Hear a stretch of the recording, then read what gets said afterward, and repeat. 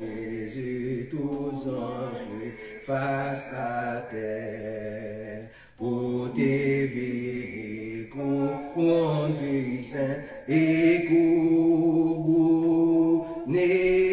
les seigneurs, pour tes vies, conduisent et couronner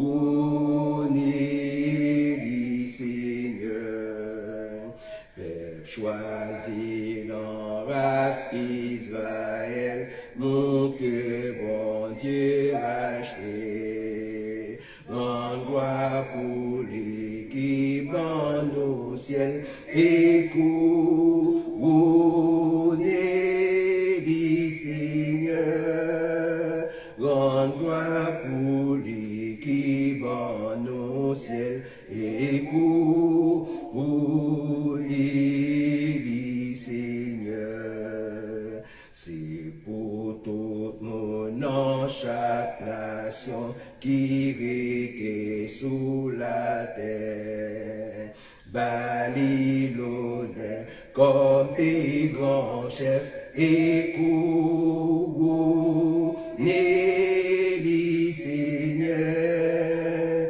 Babylone comme des grands chefs et couronner les seigneurs. En nous unis, nous anges, cap adorer dans le ciel. N'a chanté un cantique nouveau et couronner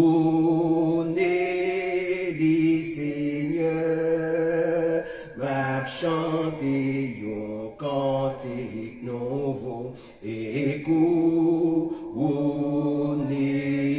les seigneurs. Honoré puissance, non Jésus, tous anges doivent face à terre. Pour tes vignes, couronne puissant et couronner les seigneurs. Pour tes vignes, couronne puissant et couronner les seigneurs. Peuple choisi dans race Israël, on que bon Dieu racheté. Rends gloire pour l'équipe en au ciel et couronner les seigneurs. Rends gloire pour l'équipe en au ciel et couronner les seigneurs. C'est pour tout le monde en chaque nation qui était sous la terre. Babylone comme des grands chefs et couronner les seigneurs. Babylone comme des grands chefs et couronner les seigneurs. En nous unis, nous anges cap adorer l'ancien. N'a chanté un cantique nouveau et couronner les seigneurs.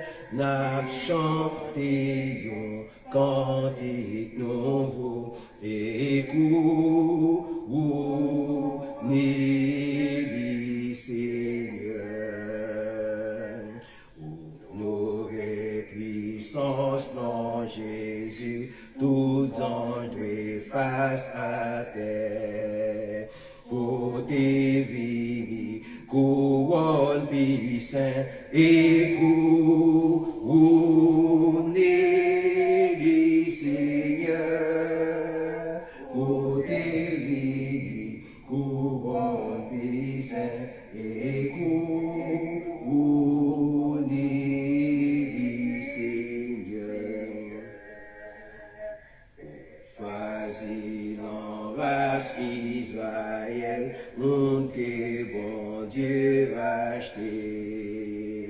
rends gloire pour lui qui bat au ciel et couronner les seigneurs. Rends gloire pour lui qui bat au ciel et couronner les seigneurs. Pour tout mon en chaque nation qui était sous la terre. Babylone comme plus grand chef et couronner les seigneurs. Babylone comme plus grand chef et couronner les seigneurs. En nous unis, nous archanges capables oui l'ancien. N'a chanté un cantique nouveau et couronner les seigneurs. N'a chanté un cantique nouveau et couronner les seigneurs.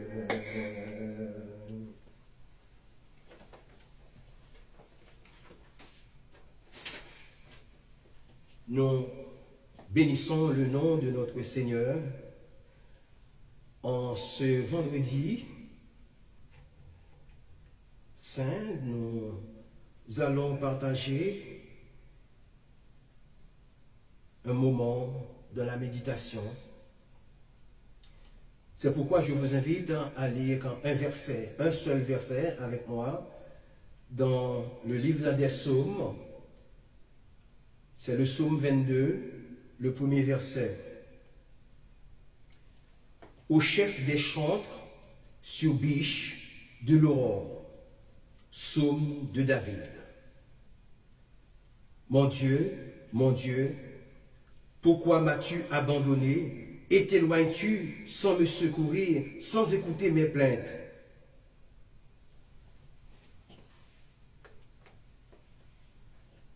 Ce verset se divise en 4 parties. La première s'adresse au chef des chantres, ce qui signifie que le psaume doit être exécuté par le chef des musiciens. La deuxième partie, sur biche de l'aurore, indique l'air musical sur lequel le psaume devait être chanté. Un air bien connu de l'époque, comme nous prenons exemple l'air d'opéra. La troisième partie du psaume, présente l'auteur. La quatrième partie du verset présente l'introduction du psaume sur un air vraisemblablement mélodieusement triste. De cette quatrième phrase est tirée la quatrième parole de Jésus. Bien sûr, il y en a 7, c'est ce que nous allons voir. Les 7 dernières paroles que Jésus prononça sur la croix sont un écho d'amour et de sacrifice.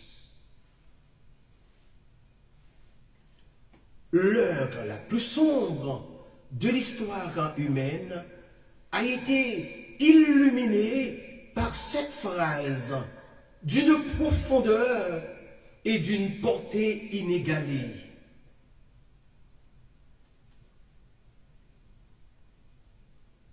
Jésus-Christ,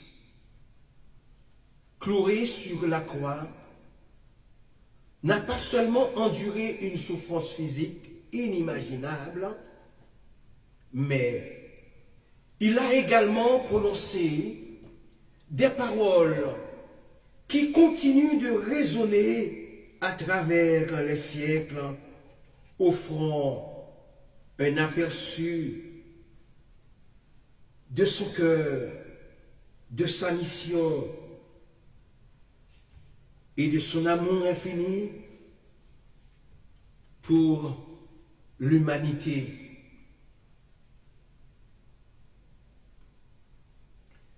C'est cette parole, ou ces 7 dernières paroles, ne sont pas enregistrées dans un seul évangile, mais sont dispersées à travers les récits de Matthieu, Marc, Luc et Jean.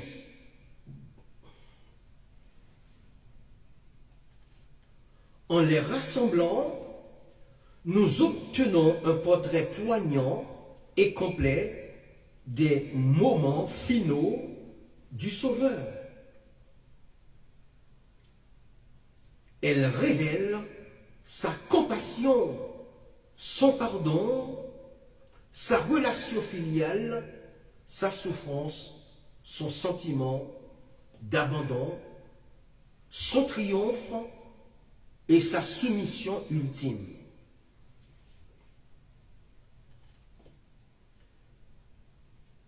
Cette présentation explorera chacune de ces paroles dans l'ordre chronologique de leur prononciation, en examinant leur contexte biblique, leur signification théologique biblique et leur pertinence spirituelle pour nous aujourd'hui.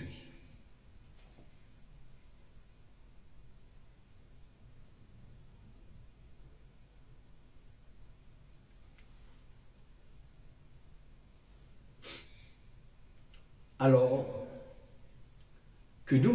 que nous méditons sur ces paroles sacrées, puissons-nous être profondément touchés par l'amour sacrificiel de Jésus et être transformés par leur message éternel. Nous prenons maintenant la première parole que Jésus prononça sur la croix. Il dit, « Père, pardonne-leur, car ils ne savent ce qu'ils font », selon Luc 23, verset 34. La première parole de Jésus sur la croix est un cri de miséricorde au milieu de la cruauté. Alors qu'il est cloué, souffrant et humilié, sa première pensée n'est pas pour lui-même, mais pour ses bourreaux. Par cette phrase, « Père, pardonne-leur, car ils ne savent ce qu'ils font. » Cette phrase, cette parole est rapportée uniquement par l'évangile de Luc. Elle se situe au moment où les soldats romains sont en train de crucifier Jésus et de se partager ses vêtements par le sort.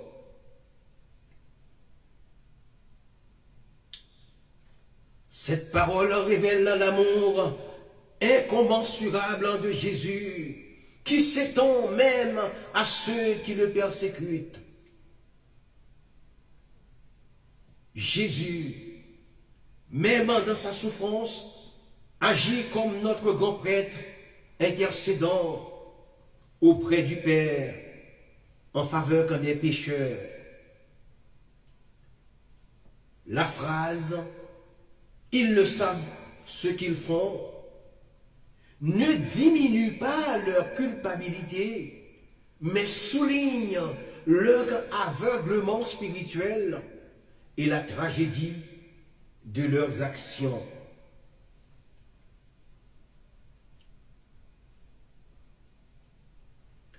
Jésus nous donne l'exemple suprême du pardon, nous appelant à pardonner même à ceux qui nous ont profondément blessés.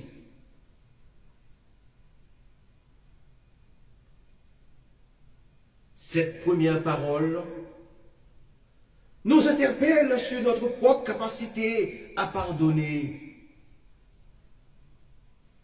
Sommes-nous prêts à souffrir?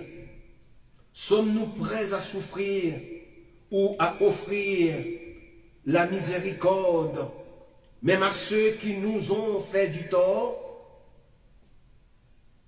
Comprenons-nous la profondeur de l'ignorance spirituelle qui peut conduire à des actes de haine et de violence?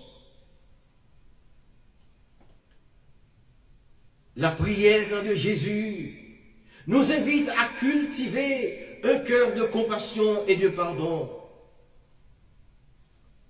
Cette première parole de Jésus sur la croix n'est pas seulement une expression de compassion individuelle, mais elle révèle le cœur même de la mission de Christ et offrant un modèle radical de pardon pour l'humanité. Alléluia.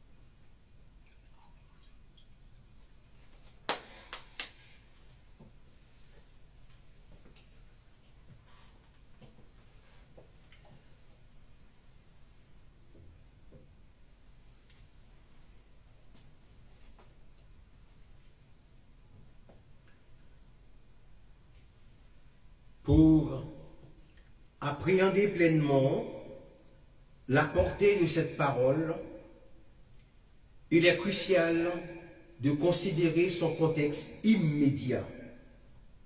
Jésus est cloué sur la croix, une forme d'exécution romaine barbare, réservée aux criminels et aux esclaves.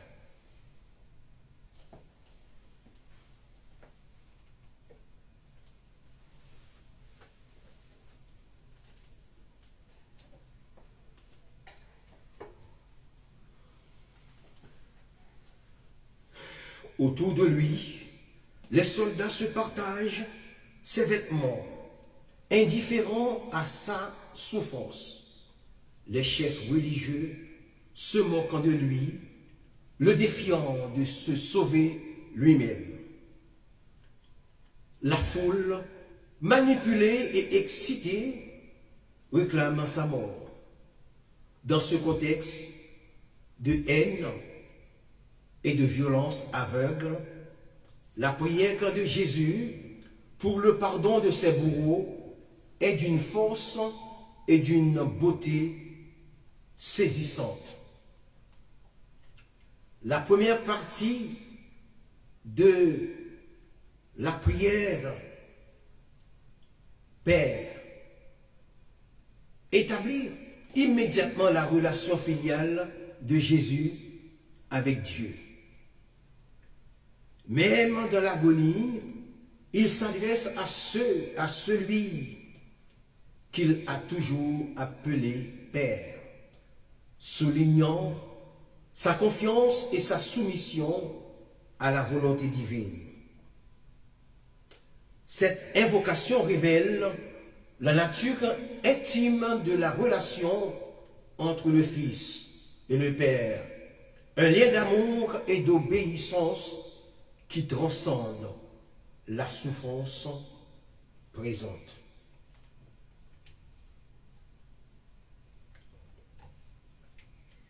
La requête qui suit, pardonne-leur, est donc révolutionnaire.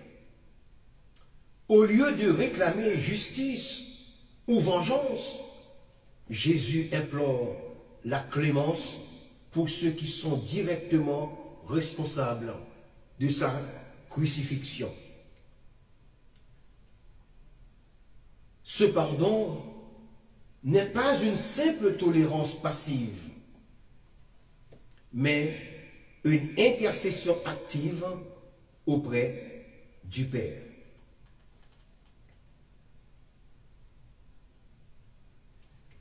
Jésus se place comme médiateur, plaidant en faveur de ses persécuteurs.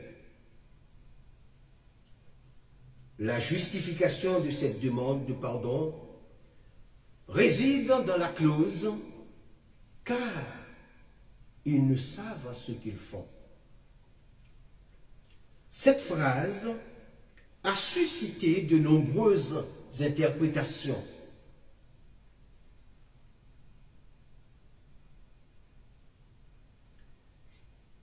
Certains y voient une atténuation de la culpabilité des bourreaux, soulignant leur ignorance du véritable Messie et de la signification de leurs actes.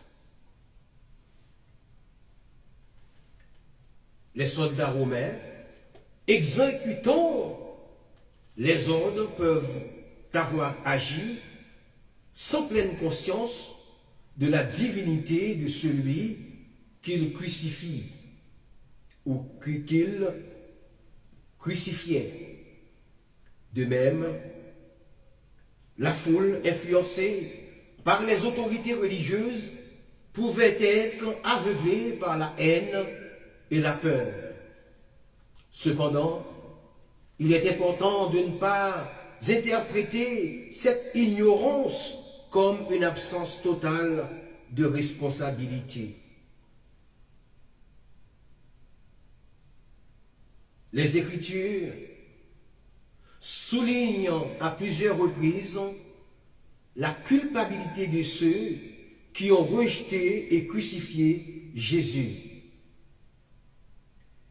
L'ignorance ici peut être comprise comme un aveuglement spirituel, une incapacité à discerner la vérité et la sainteté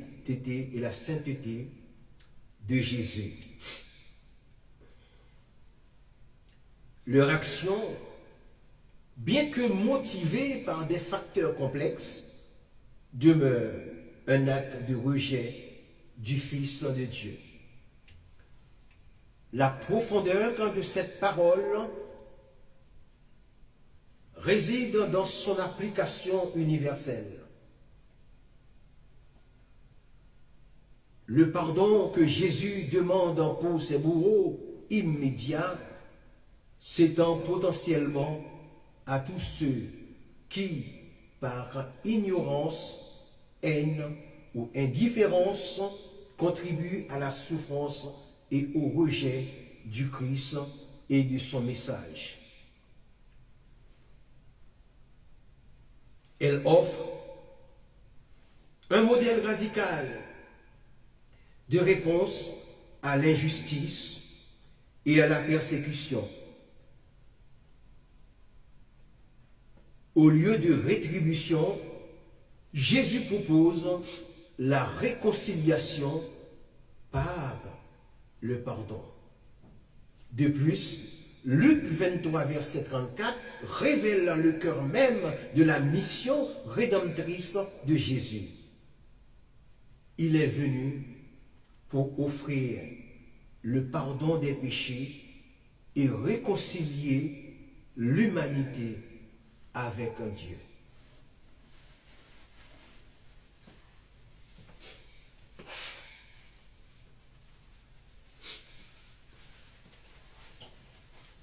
Sa prière sur la croix est un acte d'amour ultime est un sacrifice volontaire pour le salut de ceux qui l'ont crucifié et, par extension, de toute l'humanité. Ce pardon offert au milieu de la souffrance est la pierre angulaire de l'Évangile. Enfin, cette parole lance un défi profond aux disciples de Christ à travers les âges. Sommes-nous capables de manifester un tel amour et un tel pardon envers ceux qui nous font du tort? Sommes-nous prêts à intercéder pour nos ennemis, reconnaissant peut-être leur propre aveuglement spirituel?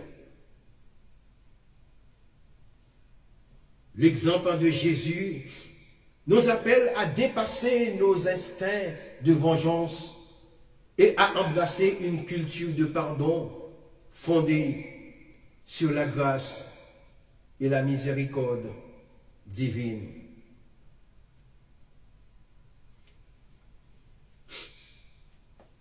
En conclusion du verset 34, « Père, pardonne-leur, car ils ne savent ce qu'ils font », est un bien plus qu'une simple expression de compassion dans un moment de crise. C'est une fenêtre ouverte sur le cœur aimant et rédempteur de Jésus-Christ. C'est une prière qui résonne à travers l'histoire, offrant un modèle de pardon radical, révélant la profondeur de la mission de Jésus le Christ et défiant chaque croyant à embrasser une vie de miséricorde et de réconciliation.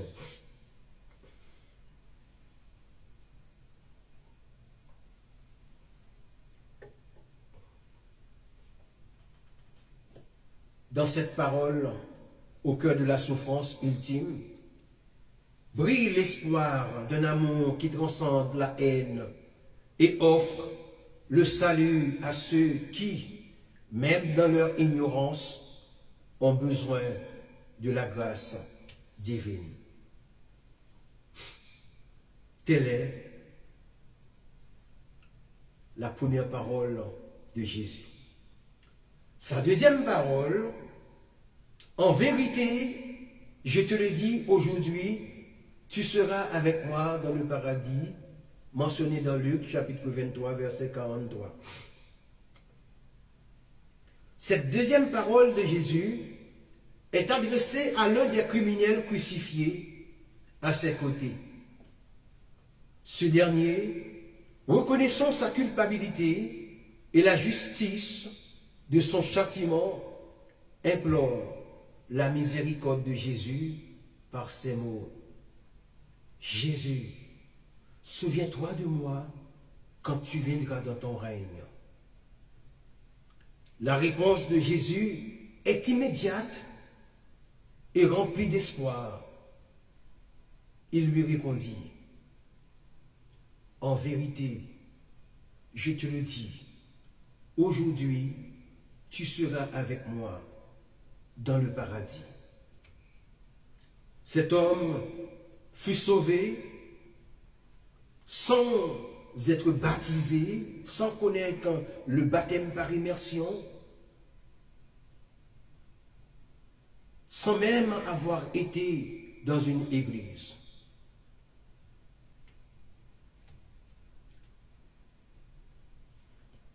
Alléluia. Cette parole est prononcée au moment où les deux criminels crucifiés avec Jésus réagissent différemment à leur situation. Maintenant, quelle est la signification biblique de cette deuxième parole? Par rapport à son autorité divine, Jésus, même sur la croix, manifeste son pouvoir de pardonner les péchés et d'ouvrir les portes du ciel. Par rapport au salut, par la foi, Le salut du criminel n'est pas basé sur ses œuvres, mais sur sa foi et sa reconnaissance de Jésus comme Seigneur. Par rapport à la présence immédiate avec un Dieu, la promesse, aujourd'hui, tu seras avec moi dans le paradis, souligne la réalité de la présence immédiate de l'âme avec Dieu après la mort pour ceux et celles qui croient en Jésus, le Christ. Par rapport à l'espoir pour le pécheur repenti, cette parole offre un immense espoir à tous ceux et celles qui se reconnaissent pécheurs et se tournent vers Jésus pour la miséricorde. Dans son application spirituelle, cette parole nous rappelle que la repentance sincère, même au dernier moment, peut trouver grâce auprès de Dieu. Elle nous encourage à ne jamais désespérer de la miséricorde divine et à proclamer l'espoir du salut en Jésus-Christ.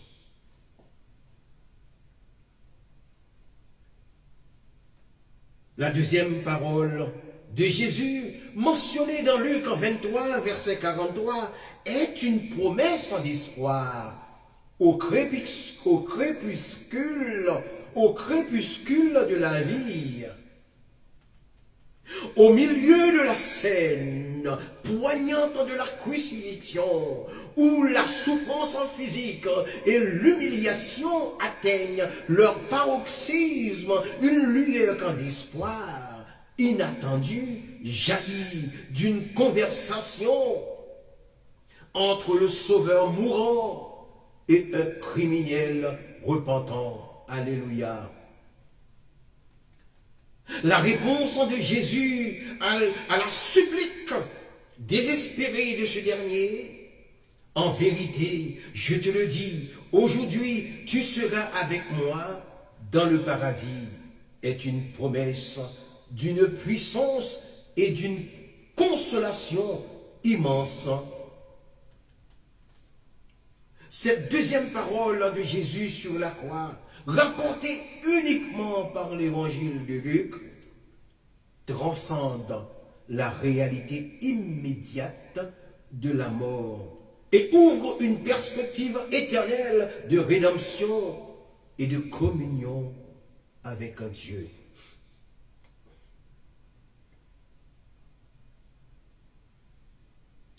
Pour saisir la pleine signification de cette parole, il est essentiel de comprendre le contexte dans lequel elle est prononcée. Jésus est crucifié entre deux criminels. L'un se moque de lui, l'exhortant sarcastiquement à se sauver lui-même. Et eux aussi. L'autre, cependant, manifeste une conscience aiguë de sa culpabilité et reconnaît l'innocence de Jésus.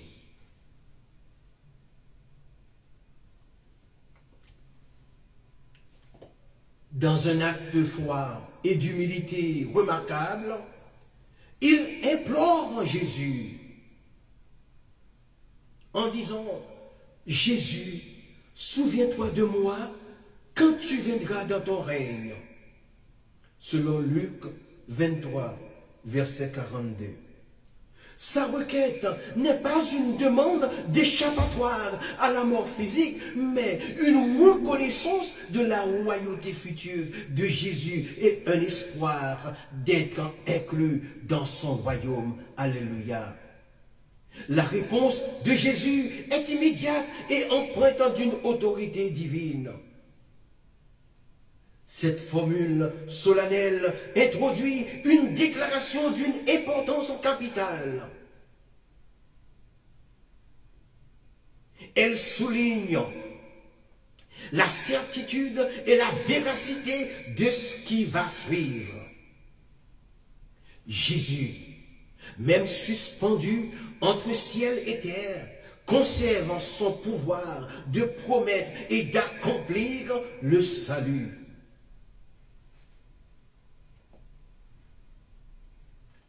La promesse elle-même, aujourd'hui tu seras avec moi dans le paradis, est d'une richesse biblique profonde. Le mot aujourd'hui contraste violemment avec la réalité de la mort imminente. Il suggère une immédiateté de la présence de Dieu pour le croyant après la mort physique.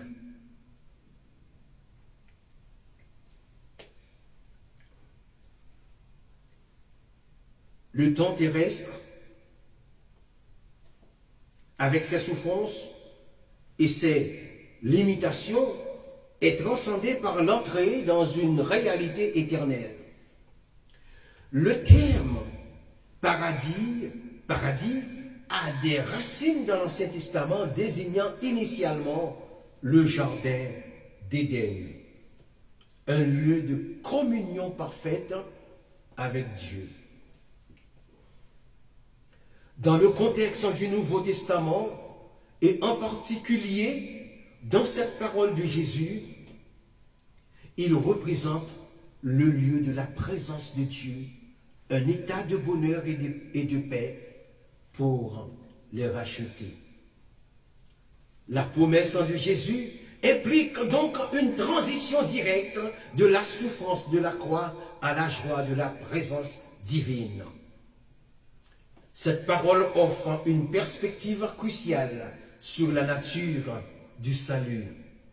Le criminel n'a accompli aucune bonne œuvre qui pourrait justifier son entrée au paradis. Il n'a même pas fréquenté une église. Son salut repose entièrement sur sa foi en Jésus et la grâce divine. Il reconnaît sa culpabilité, confessant la justice de son châtiment et place sa confiance dans la miséricorde du Christ. Alléluia. La réponse de Jésus confirme que le salut est un don de Dieu accessible par la foi, même au dernier moment de la vie. De plus, Luc 23, 43 met en lumière l'autorité de Jésus sur la mort et la vie éternelle. Il n'est pas simplement un homme mourant, il est le Seigneur qui ouvre les portes du paradis. Sa présence est la clé de l'entrée dans ce lieu de félicité.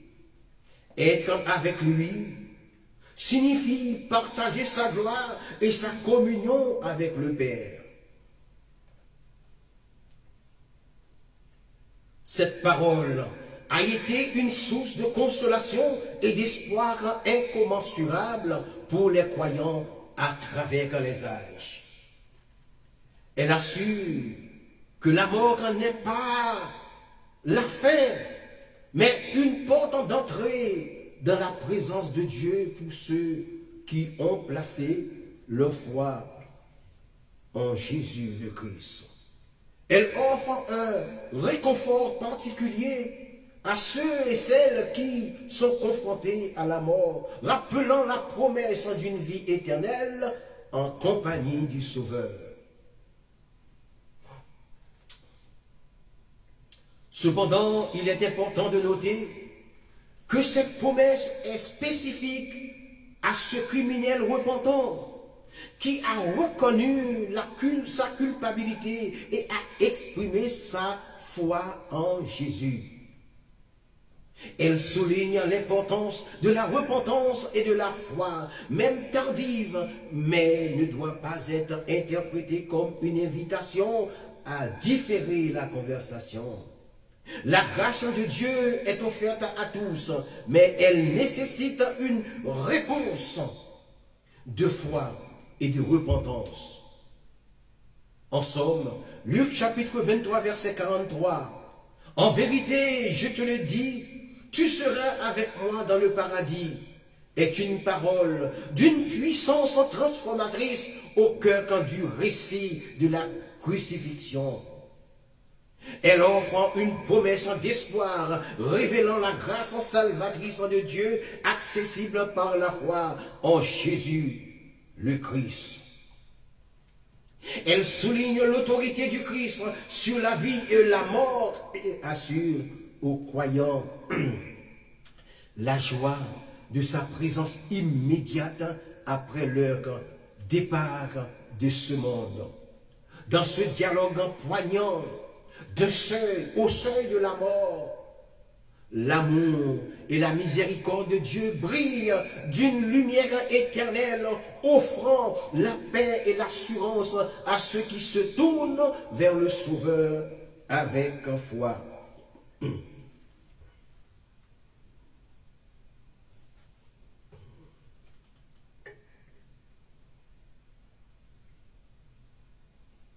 Telle est la deuxième parole de Jésus. Nous abordons maintenant la troisième parole. Femme, voici ton fils. Puis il dit aux disciples, voici ta mère.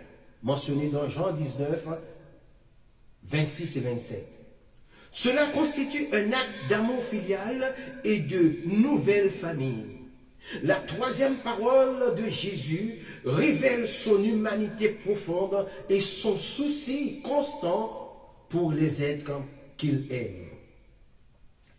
S'adressant à sa mère Marie et à son disciple bien-aimé Jean, il établit une nouvelle relation familiale au milieu de sa propre agonie. Femme, voici ton fils.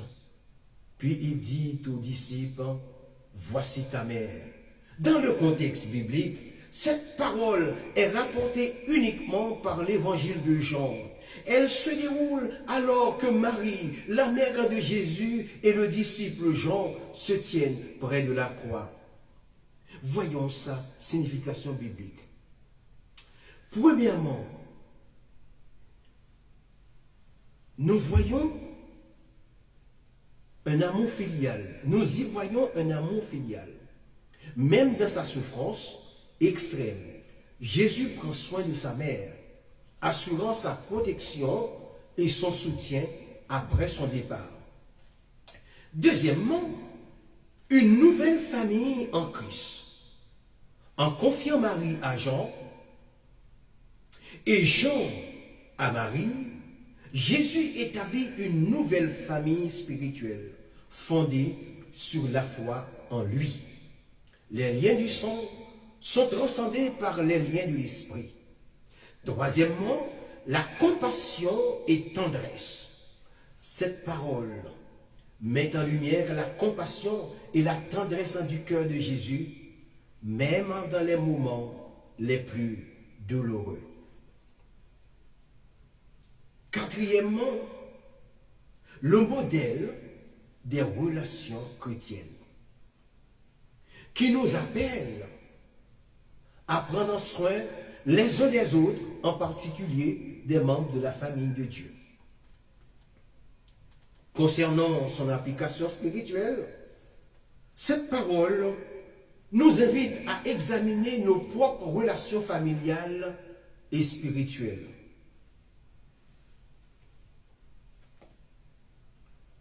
Prenons-nous soin de ceux et celles qui nous sont confiés. Cultivons-nous l'unité et l'amour au sein de la communauté chrétienne. L'exemple de Jésus nous encourage à étendre notre compassion et notre soutien à ceux et celles qui en ont besoin. Dans le passage de Jean, chapitre 19, les versets 26 et 27, une scène poignante se déroule au pied de la croix, où Jésus dans un moment de souffrance extrême, se tourne vers sa mère et le disciple qu'il aimait. Ce moment est chargé d'émotions et de signification, illustrant non seulement la douleur de la crucifixion, mais aussi la profondeur des relations humaines et la continuité de l'amour familial. Jésus, voyant sa mère, lui adresse la parole avec une tendresse qui transcende la douleur quand il endure. Il dit, « Femme, voilà ton fils. » Cette déclaration, bien que simple en apparence, revêt une importance considérable. Elle marque un transfert de responsabilité et d'affection.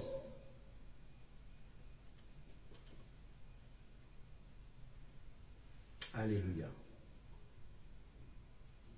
En désignant le disciple, souvent, très souvent, identifié comme Jean, comme son fils, Jésus établit un nouveau lien familial, soulignant l'importance de la communauté et du soutien mutuel dans les moments de détresse.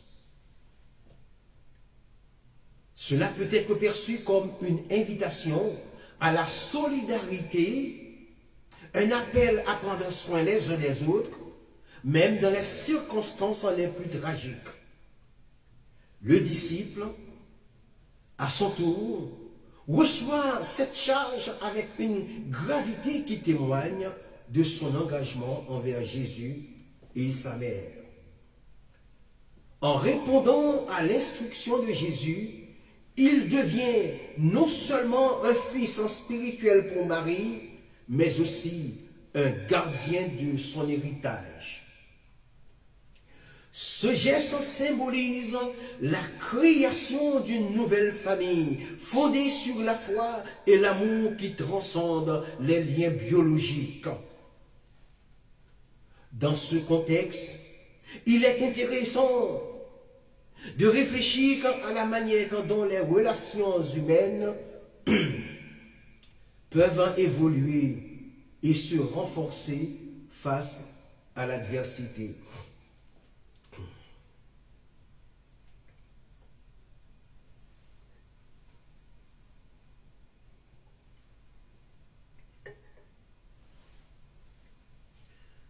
En observant cette interaction, on peut également considérer la dimension universelle de ce moment. La souffrance de Jésus et son souci pour sa mère résonnent avec l'expérience humaine de la perte et du chagrin.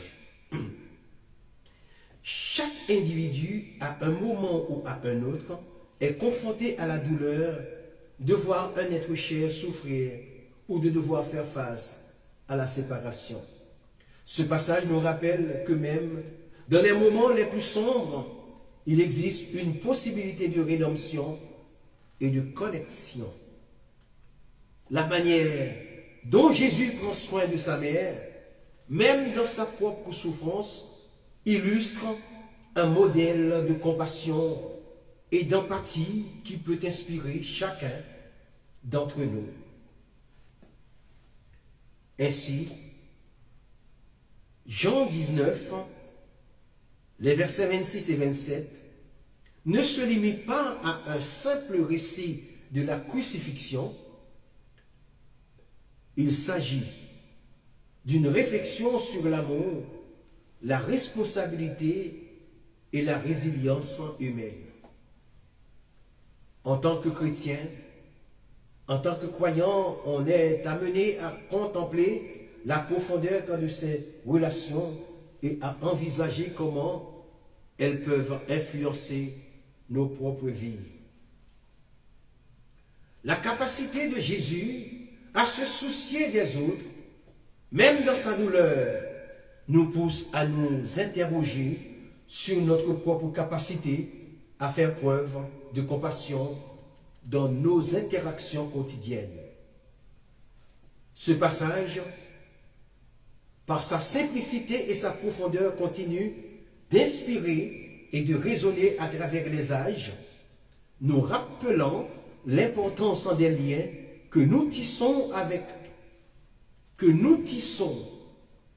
et de la manière dont nous prenons soin les uns des autres. Telle était la troisième parole. La quatrième parole, mon Dieu, pourquoi m'as-tu abandonné? Mentionné dans Matthieu 27, verset 46 et Marc 15, verset 34, est un cri d'abandon et de profondeur de l'expiation. La quatrième parole de Jésus est un cri déchirant exprimant un sentiment d'abandon. Mon Dieu, pourquoi m'as-tu abandonné? Cette parole, tirée du psaume 22, révèle l'agonie spirituelle que Jésus a endurée en portant le péché du monde. Dans le contexte biblique, cette parole est rapportée par les évangiles de Matthieu et de Marc. Elle survient vers la 9e heure, environ 15 heures, au moment où les ténèbres recouvrent tout le pays. Voyons donc la signification biblique de la quatrième parole. C'est une identification avec le péché. En portant le péché de l'humanité, Jésus a expérimenté une séparation avec le Père. Une réalité terrible pour le Fils, éternellement uni à lui. C'est une souffrance spirituelle. Au-delà de la souffrance physique, Jésus a enduré une souffrance spirituelle intense en se chargeant de la colère de Dieu contre le péché. Par rapport à son accomplissement prophétique, cette parole accomplit la prophétie du psaume 22, soulignant l'identité messianique de Jésus et la nature prédestinée de sa souffrance. Par rapport à la profondeur de l'amour divin, cet abandon apparent révèle la profondeur de l'amour de Dieu qui n'a pas épargné son propre Fils afin de réconcilier le monde avec lui-même. Dans son application spirituelle, cette parole nous confronte à la gravité du péché et au prix immense payé pour notre rédemption. Elle nous rappelle que même dans nos moments les plus sombres de sentiments d'abandon, Dieu n'est pas loin, car Jésus lui-même a traversé cette expérience pour nous. La prononciation de la quatrième parole tirée de Matthieu 27, verset 46, est un moment crucial de la passion du Christ.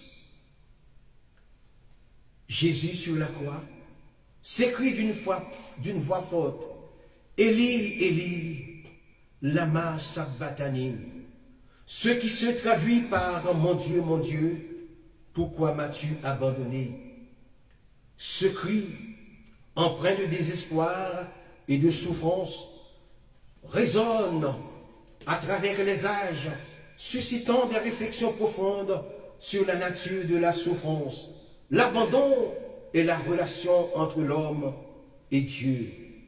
En effet, il est impossible de ne pas ressentir l'intensité de l'angoisse qui traverse ces mots.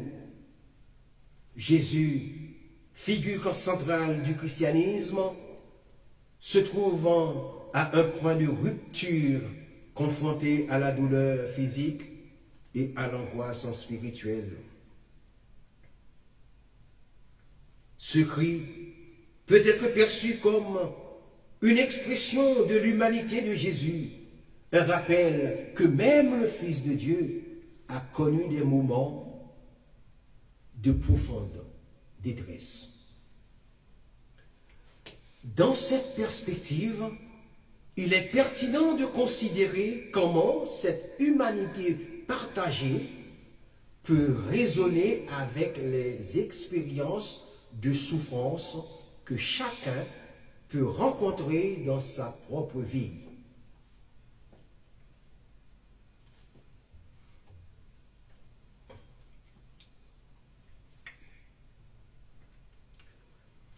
D'un point de vue analytique, il est intéressant de noter que ce verset fait l'écho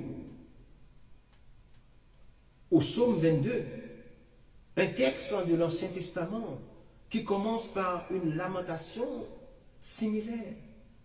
Cela soulève des questions sur la continuité entre l'Ancien et le Nouveau Testament et sur la manière dont les Écritures s'entrelacent pour former une narration cohérente de la souffrance et de la rédemption.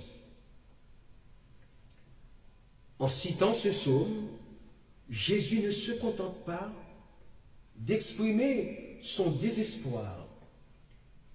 Il s'inscrit dans une tradition plus large de lamentation et de recherche de Dieu dans les moments de crise. Il est également essentiel de considérer la réaction des témoins de cette scène.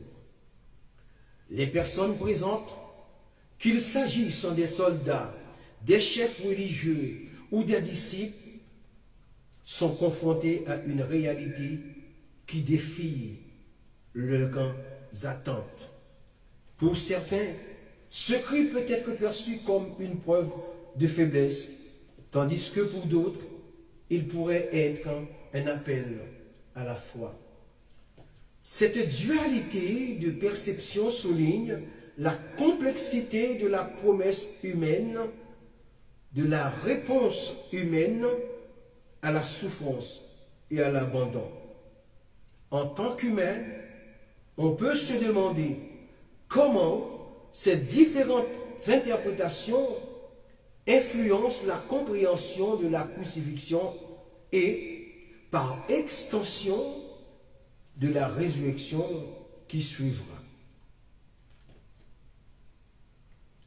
À travers le cri de Jésus, on perçoit non seulement la douleur d'un individu, mais aussi une invitation à explorer les dimensions spirituelles de la souffrance. La profondeur de ce cri résonne encore aujourd'hui, incitant chacun à réfléchir sur sa propre relation avec Dieu et sur la manière dont la souffrance peut être intégrée dans le parcours de la foi. Telle était la quatrième parole. Cinquième parole de Jésus. J'ai soif. La cinquième parole de Jésus est j'ai soif, mentionnée dans Jean 19, verset 28. Nous renvoie à l'humanité souffrante et à l'accomplissement des Écritures. La cinquième parole de Jésus est une simple expression de son besoin physique. J'ai soif. Cette parole apparemment banale révèle la pleine humanité de Jésus et souligne l'accomplissement des prophéties de l'Ancien Testament. Dans le cadre biblique, cette parole est rapportée uniquement par l'évangile de Jean. Elle survient après la période des ténèbres et le cri d'abandon.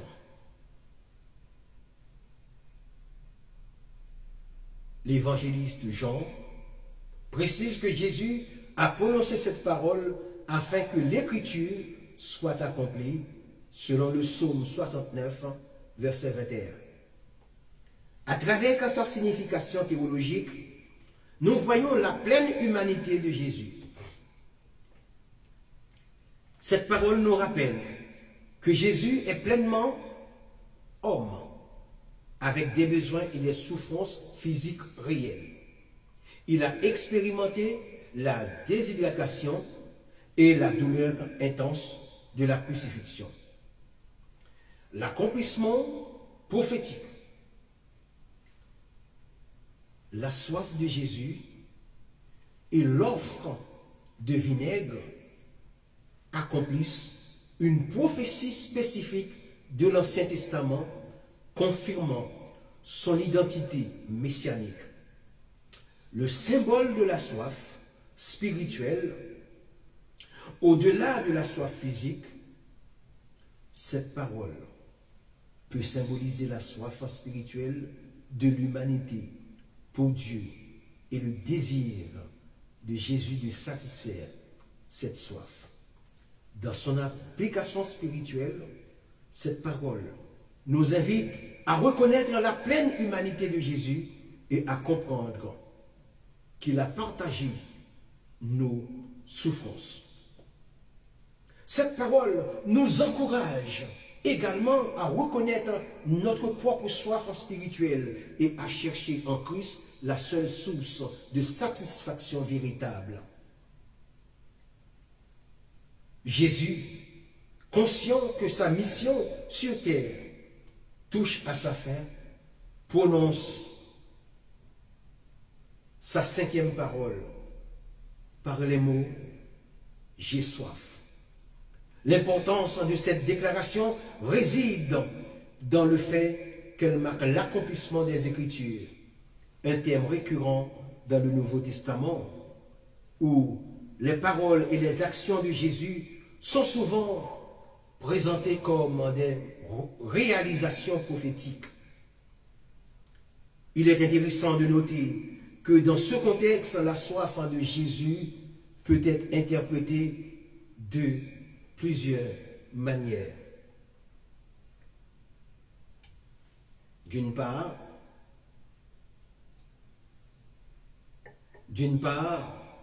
elle peut être perçue comme une expression de sa condition humaine, soulignant ainsi son incarnation et sa souffrance. D'autre part, elle peut également être vue comme une métaphore de la quête spirituelle, où la soif représente le désir de rédemption et de communion avec Dieu. Cette dualité enrichit le texte et invite à une réflexion plus profonde sur la nature de la souffrance et de la foi. Le verset 28 de Jean 19 se déroule dans un cadre dramatique où Jésus est déjà en proie à la douleur de la crucifixion. Les soldats ayant entendu sa déclaration réagissent en lui offrant un vase plein de vinaigre. Ce geste, bien que cruel, peut être interprété comme une illustration de l'indifférence humaine face à la souffrance divine. La réponse des soldats souligne également le contraste entre la royauté spirituelle de Jésus et la brutalité de son traitement. En analysant ce passage, il est essentiel de considérer le contexte historique et culturel dans lequel il a été écrit. Les évangiles, en tant que textes religieux, ont été rédigés dans un environnement où la souffrance et l'oppression étaient des réalités quotidiennes pour de nombreux croyants sous l'Empire romain. Ainsi, les paroles de Jésus peuvent résonner avec ceux qui souffrent, offrant un message d'espoir et de consolation. En somme, la déclaration de Jésus, loin d'être un simple cri de douleur, devient un symbole de la lutte humaine pour la foi et la rédemption. Ce passage connu continue d'inspirer et de provoquer des réflexions sur la nature de la souffrance et le sens de la vie, invitant chacun à s'interroger sur sa propre quête spirituelle. Telle était la 5e parole. La 6e parole, tout est accompli, c'est le triomphe. Les 2 dernières paroles de Jésus sur la croix marquent la conclusion de son œuvre terrestre et son retour au Père. Nous prenons la 6e parole. Tout est accompli selon Jean 19, verset 30. Dans le contexte biblique rapporté par l'évangile de Jean, cette 6e parole est prononcée après que Jésus eut goûté le vinaigre. Pour sa signification biblique, cette parole proclame l'achèvement de la mission de Jésus.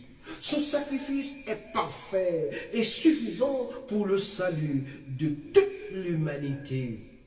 La dette du péché est payée, la justice de Dieu est satisfaite et le chemin vers la réconciliation avec Dieu est ouvert.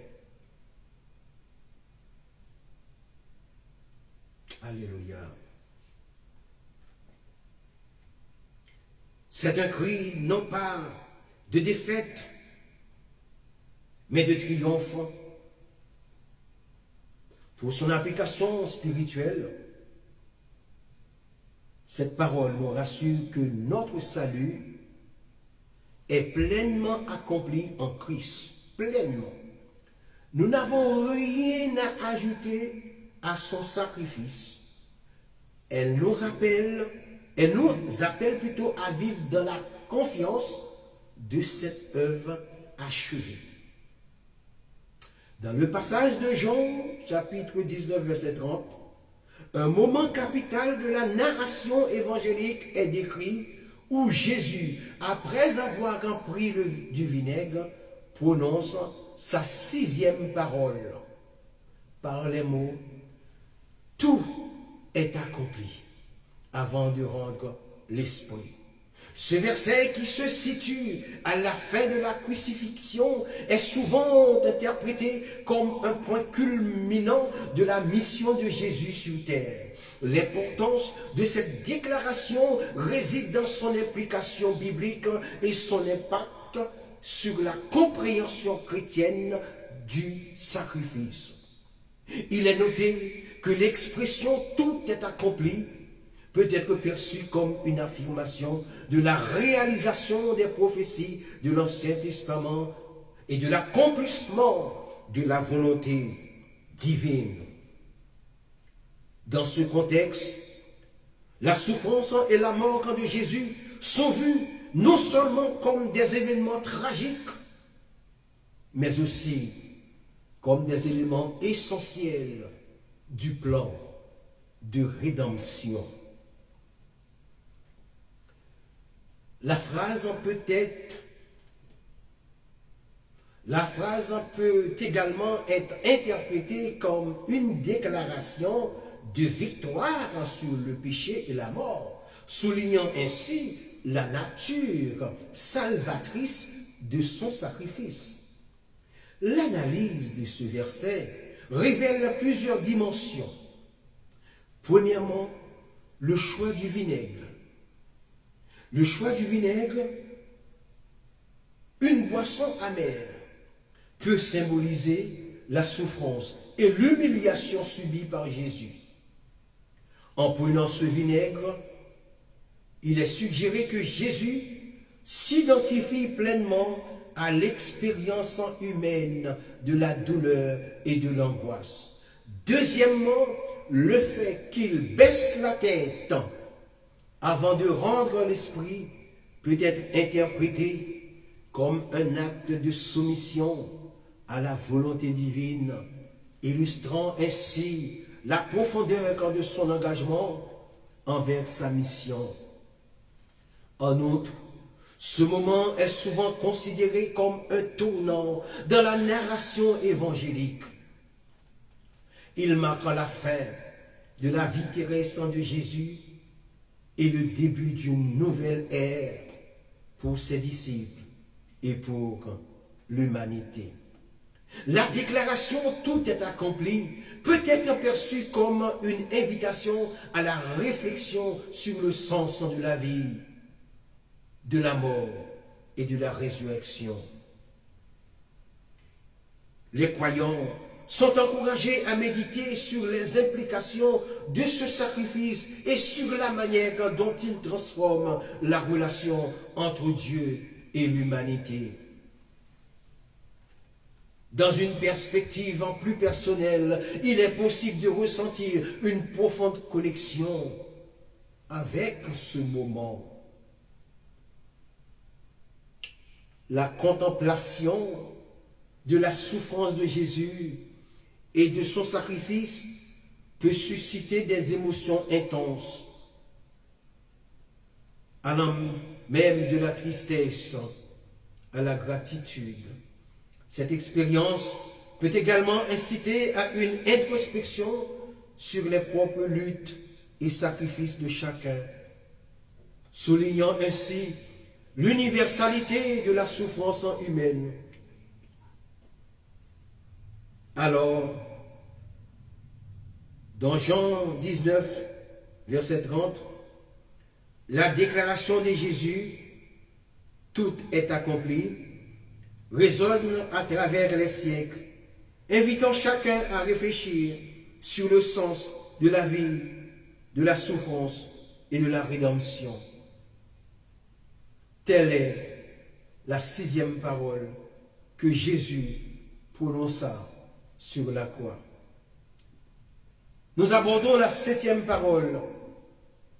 Père, je remets mon esprit entre tes mains, selon Luc chapitre 23, verset 46, et la soumission finale rapportée par l'évangile de Luc. Cette parole est la dernière respiration de Jésus. Elle est inspirée du psaume 31, verset 6. Elle exprime la confiance totale de Jésus en son Père, même dans la mort. C'est un acte de soumission volontaire et d'abandon paisible. Elle révèle la relation intime et aimante entre le Père et le Fils. Cette parole nous enseigne à nous confier à Dieu dans toutes les circonstances de notre vie, y compris face à la mort. Elle nous encourage à vivre et à mourir dans la paix de sa présence. Dans le passage de Luc 23 à 46, il est rapporté que Jésus s'écria d'une voix forte en prononçant sa 7e parole par les mots suivants. Père, entre tes mains, je remets mon esprit. Alléluia. Père, entre tes mains, je remets mon esprit. Ces paroles prononcées avec une intensité émotionnelle révèlent une soumission totale à la volonté divine, tout en exprimant une confiance inébranlable. Alléluia. L'analyse de ce verset peut être enrichie par une exploration des implications bibliques et psychologiques de ces mots. D'une part, l'utilisation de la phrase « Père » ou bien du mot « Père » souligne la relation intime entre Jésus et Dieu, suggérant une dimension personnelle et affective dans l'acte de remise de son esprit. L'acte de remise de son esprit. D'autre part, le fait que ces paroles soient prononcées d'une voix forte peut être interprété comme un acte de défi face à la mort, une affirmation de la foi et de la détermination. Il est également intéressant de noter que dans le récit, après avoir prononcé ces mots, Jésus expira. Ce moment de transition où la vie terrestre prend fin est chargé de signification. Il symbolise non seulement la fin d'une mission terrestre, mais aussi l'ouverture d'une nouvelle dimension spirituelle. La mort de Jésus a souvent, ou bien est souvent considérée comme un sacrifice, un acte rédempteur pour l'humanité, et ces derniers mots peuvent être vus comme une acceptation de ce dessein ou de ce destin. En outre, le contexte historique et culturel dans lequel ce passage a été écrit joue un rôle capital dans sa compréhension. À l'époque de la crucifixion, il y avait une méthode d'exécution réservée aux criminels, et Jésus, en tant que figure centrale du christianisme, subit une humiliation publique.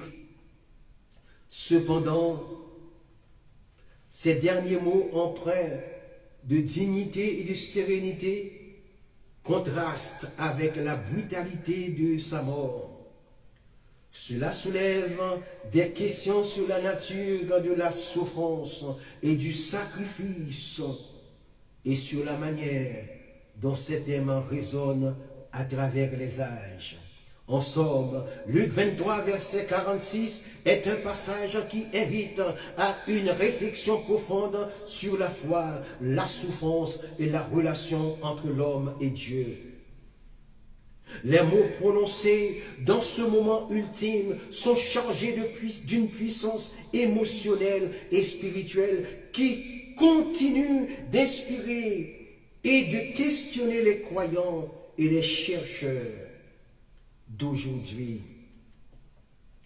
Ce verset, en tant que point de convergence entre l'humanité et Dieu, mérite une attention particulière dans l'étude des textes sacrés et de leur impact sur la spiritualité contemporaine.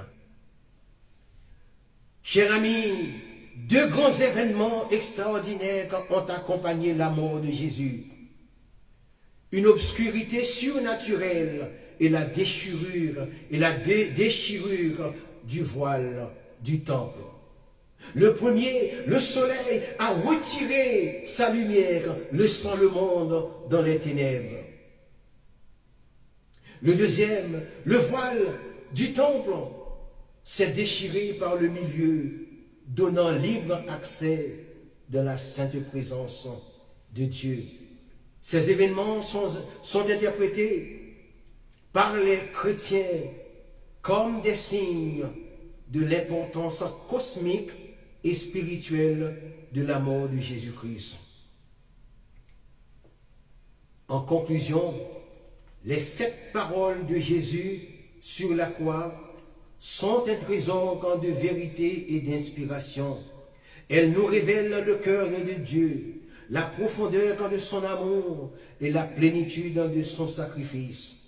En méditant sur ces paroles, nous sommes appelés à la repentance, au pardon, à l'amour, à la foi et à la soumission.